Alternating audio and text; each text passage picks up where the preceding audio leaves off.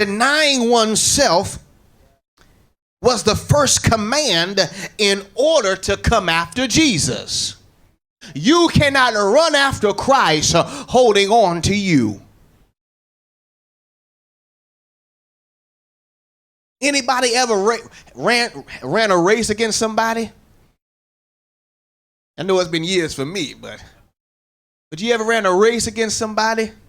Did you ever put a backpack on full of bricks to race somebody?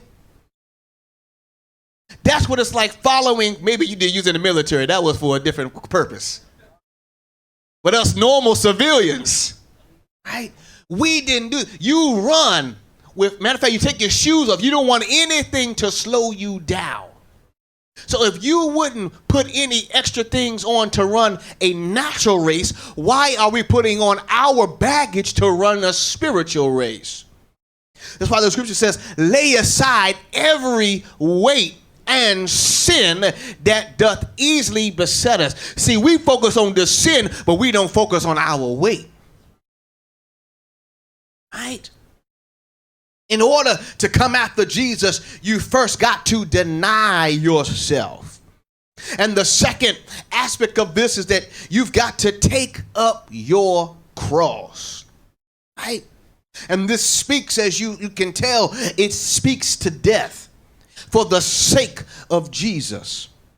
Now, crucifixion, it was a method that was used by the Romans to keep people in line and in order to Caesar's authority.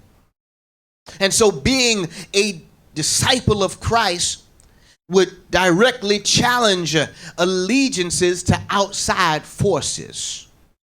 Jesus wanted his disciples to know that discipleship involved enduring persecution, rejection, hardship, and even martyrdom for his sake.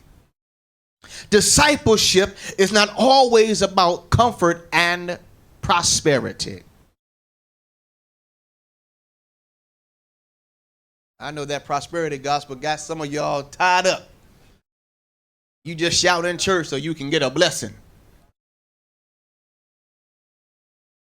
Lord, send me the house. Lord, send me the man. Lord, send me this. Right? But that is not what discipleship is about. We want to be disciples and comfortable. We want to be disciples and full of